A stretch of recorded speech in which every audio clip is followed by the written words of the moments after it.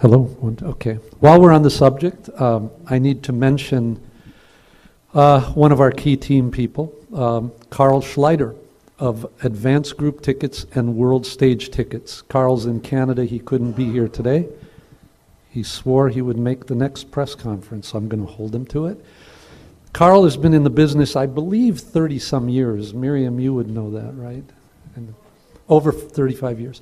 And he has actually helped train a lot of people in the industry in terms of ticket sales.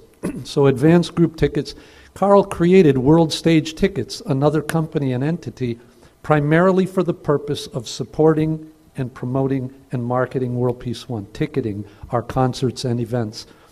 Carl has sold millions of not only tickets to major events, music and otherwise, but he's also sold millions of VIP tickets.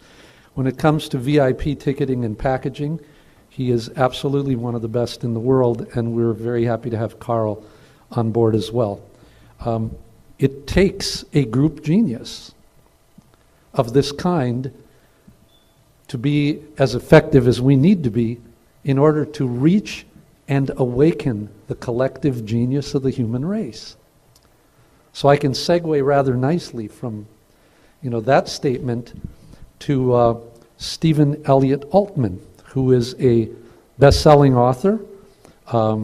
He is a very creative force or a creative individual with considerable experience at Acclaim Games.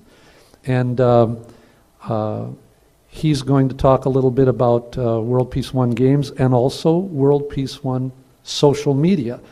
Because remember, the game or gaming world as it's called now does about 1/3 more business than the film industry does, to give you an idea how big it is. And so it's very important to us, and we're learning from Steve a lot of things about how we can start gamifying the human race, because that's an interesting concept. So I turn it over to Steven-Elliot Altman.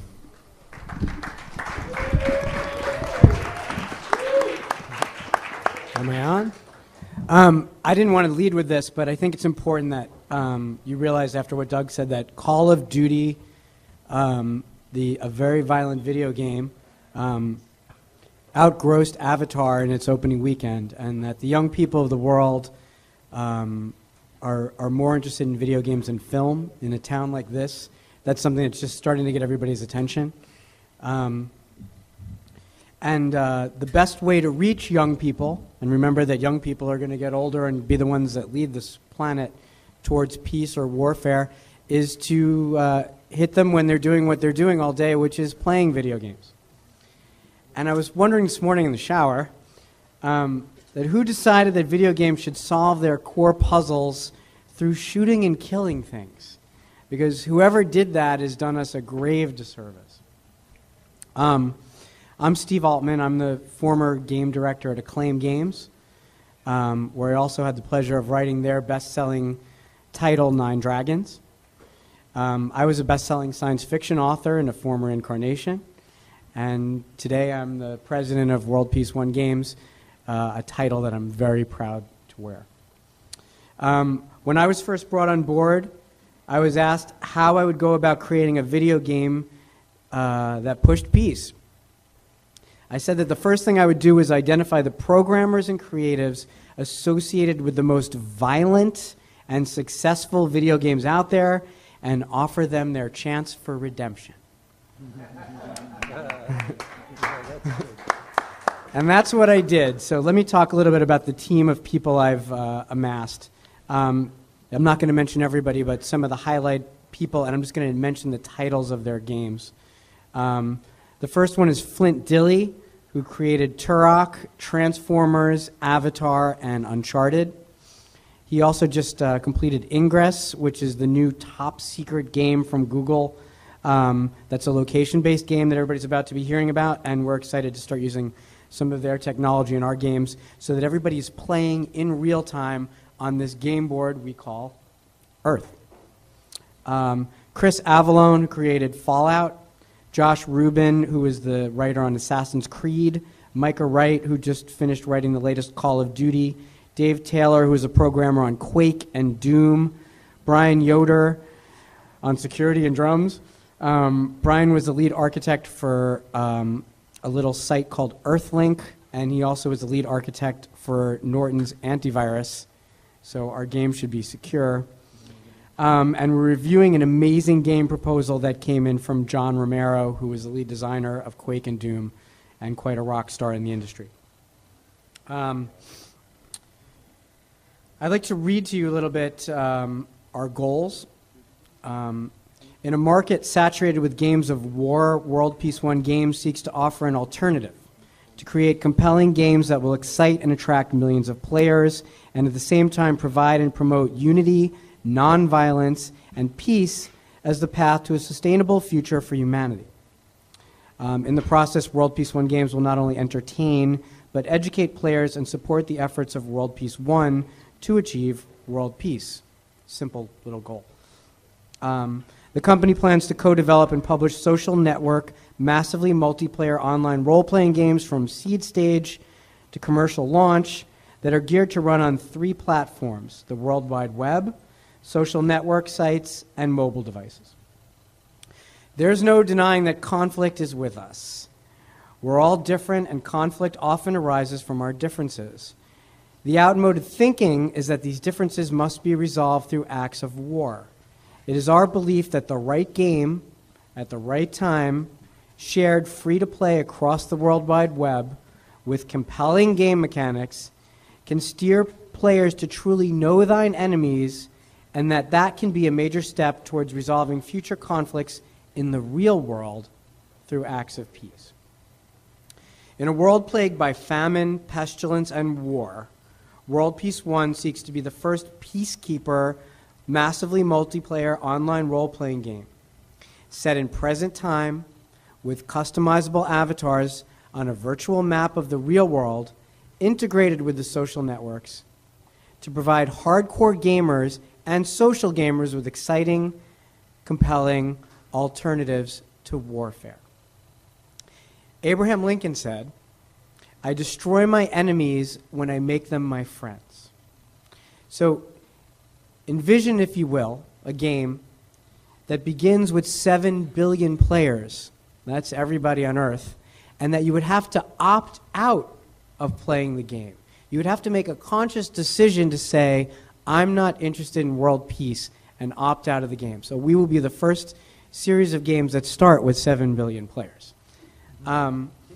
Envision a game where you have to play locally, so that if you are an American citizen and you begin playing, you are starting out as anti-Muslim. Why would you be starting out as anti-Muslim? Because currently, and unfortunately, it's partially the U.S.'s policy that we have some anti-Muslim views going on. But you can opt out of that thinking with a simple click of the mouse and say, I'm playing in America, but I am not anti-Muslim. The reason I'm bringing this up is not to downplay the country that I love. It's to tell you that we need to start retraining our thinking by having us opt out of behaviors that we keep associating ourselves with by default. We need to make choices in a game.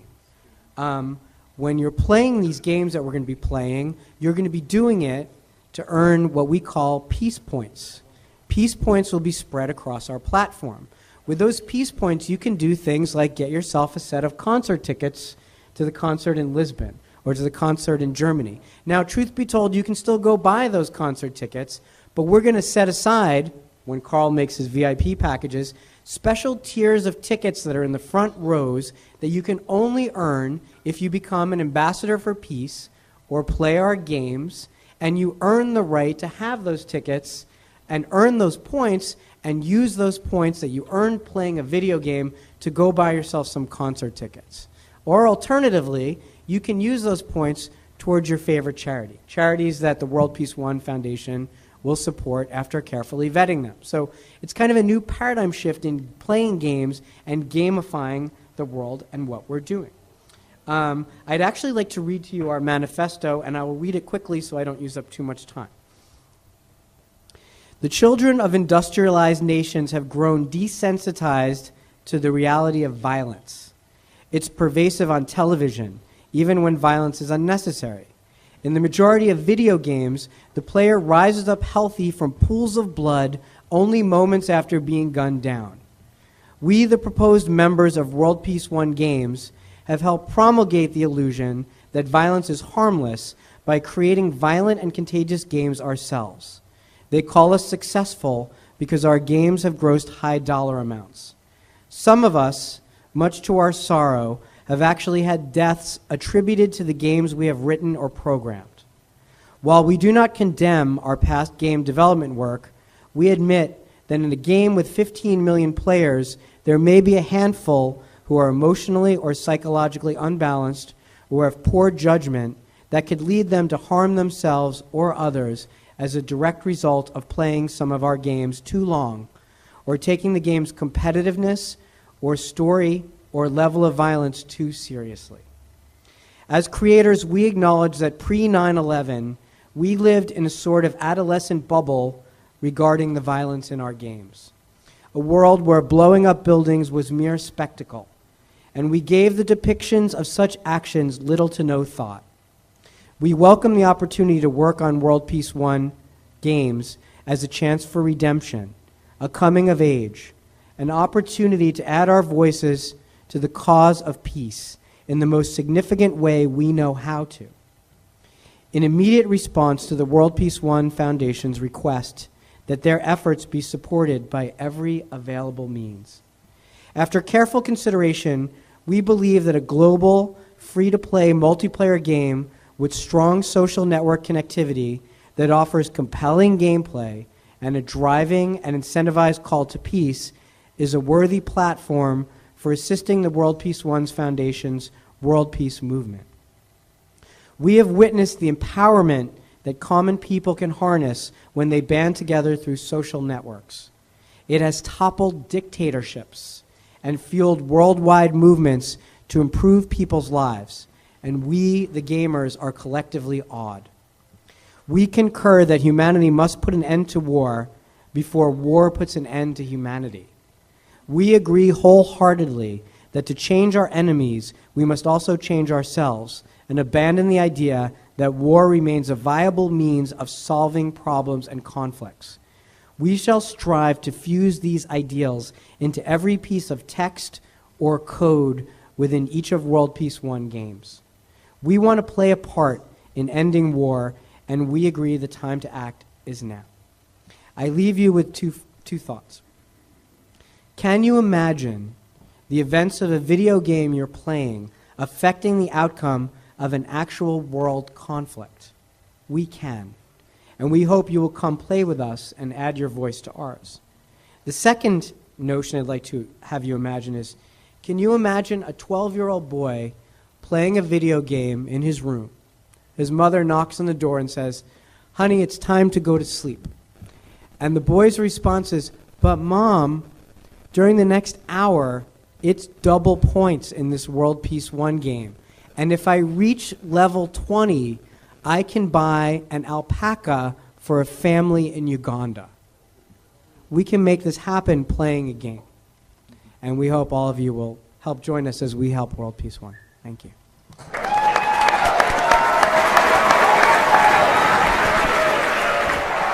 Thank you, Steve.